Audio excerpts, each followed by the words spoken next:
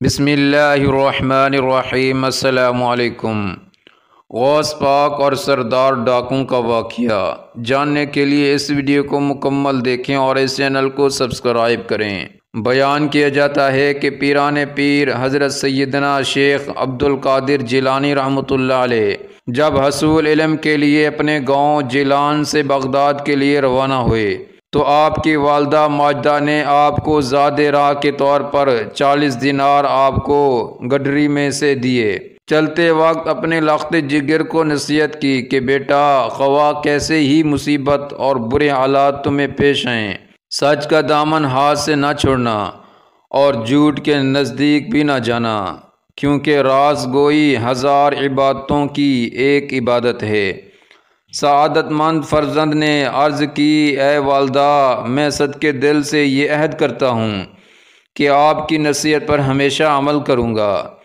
گھر سے رخصت ہو کر آپ رحمۃ اللہ بغداد والے ایک قافلے میں شامل ہو گئے، کیونکہ اس دور میں طویل بیابانی راستوں میں تنہا سفر کرنا ممکن نہ تھا۔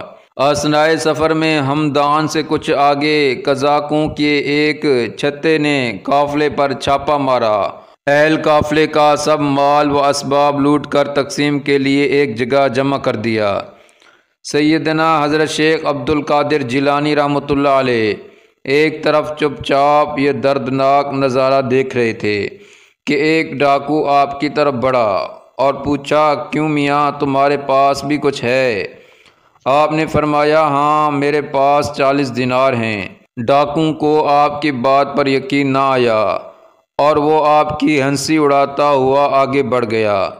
اتنے میں ایک دوسرا فزاق آپ کی طرف آیا اور آپ سے وہی سوال کیا۔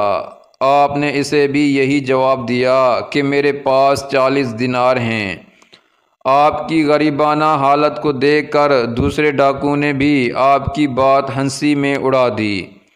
ہوتے ہوتے یہ بات ڈاکوؤں میں پھیل گئی اور ان کے سردار احمد بدوئی کے کانوں میں بھی یہ بات جا پہنچی۔ اس نے حکم دیا کہ اس لڑکے کو میرے پاس لاؤ۔ ڈاکو آپ رحمۃ اللہ علیہ کو اپنے سردار کے سامنے لے گئے۔ سردار نے آپ سے مخاطب ہو کر کہا، لڑکے، سچ سچ بتا، تیرے پاس کیا ہے؟ حضرت نے بلا خوف اس بات کا جواب دیا، میں پہلے بھی تیرے 2 ساتھیوں کو یہ بتا چکا ہوں کہ میرے پاس 40 دینار ہیں۔ اس نے پوچھا، اچھا، کہاں ہیں؟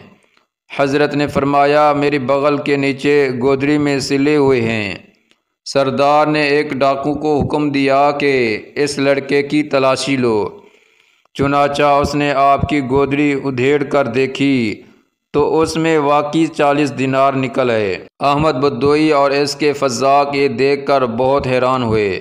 احمد بدوئی نے حیرانگی کے عالم میں حضرت سے پوچھا، لڑکے، تمہیں معلوم ہے کہ ہم فزاق ہیں اور مسافروں کا سامان لوٹ لیتے ہیں، پھر بھی تم نے ان دیناروں کا بھید ہم پر ظاہر کر دیا، حالانکہ یہ رقم اس قدر محفوظ تھی کہ کسی کو اس کا وہم و گمان بھی گزر نہیں سکتا تھا۔ آخر کسی چیز نے تمہیں سچ بولنے پر مجبور کیا؟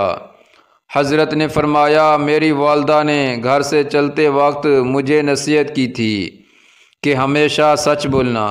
بھلا ان 40 دیناروں کی وجہ سے میں اپنی والدہ کی نصیحت کو کیوں فراموش کر دیتا اور اللہ تعالیٰ کو ناراض کر لیتا؟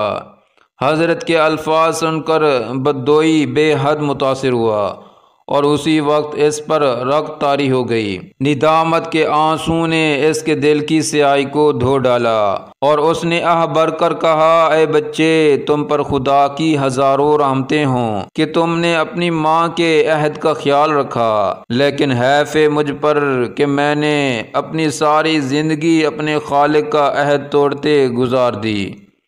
اے بچے، تم نے مجھے ہدایت کی راہ دکھا دی، اب میں رہتی زندگی تک کبھی کسی کو تکلیف نہیں پہنچاؤں گا۔ یہ کہہ کر وہ حضرت کے قدموں پر گر پڑا اور رہزنی کے پیشے سے طیب ہو گیا۔ اس کے ساتھیوں نے جب یہ منظر دیکھا تو سب بے یک زبان پکار اٹھے کہ اے سردار، ہم بھی اس برے پیشے سے توبہ کرتے ہیں۔ تو رہزنی میں بھی ہمارا قید تھا اور توبہ میں بھی ہمارا پیش رو ہے۔